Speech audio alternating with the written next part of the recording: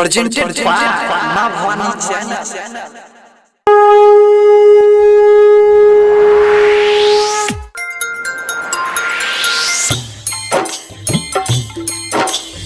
अभी आप सुन रहे हैं मां शारदा म्यूजिक की शानदार प्रस्तुति।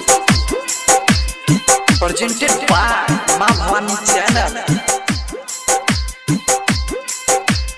म्यूजिक डायरेक्टर डीजे बजरंगी जी।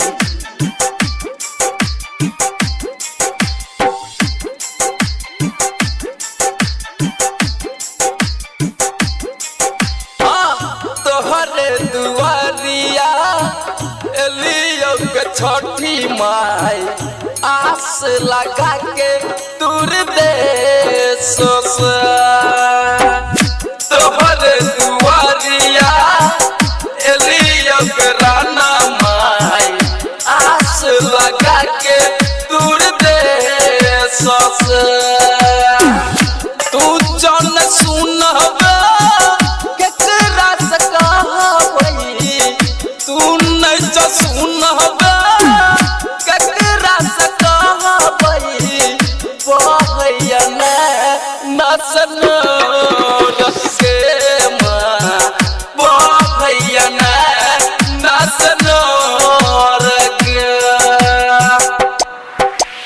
अशरफी जी, अशरफी जी, अशरफी जी, अशरफी जी।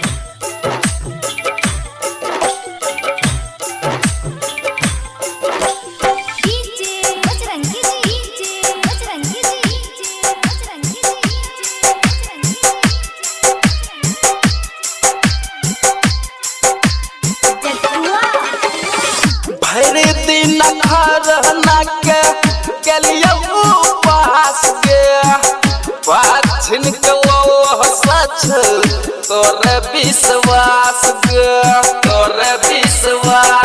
आ गई।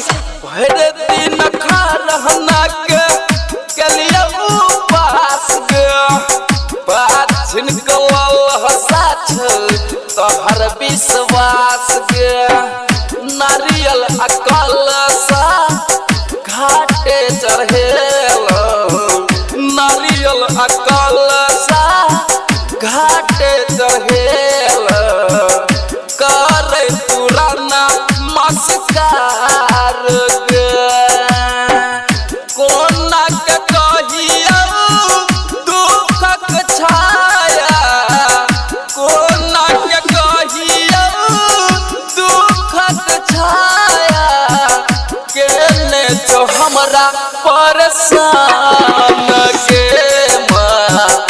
बहैया नाच के अशरफी जी, अशरफी जी, अशरफी जी, अशरफी जी। Presented by Ma Bhavani Channel.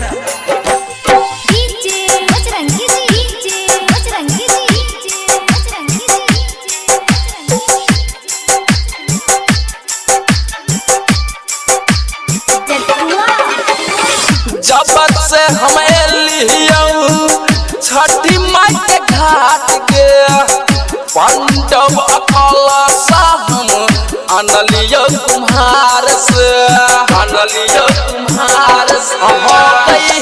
जब से हम एलियो छठी माई के घाट के पांडव अकल हम अनलियो तुम्हार से डीजे सुमन राज संजय पी के डीजे सुमन राज संजय पी के सैकी अलग की छुआर पर पारदी बिहारी तेजा बजरंगी पारदी बिहारी दिन सब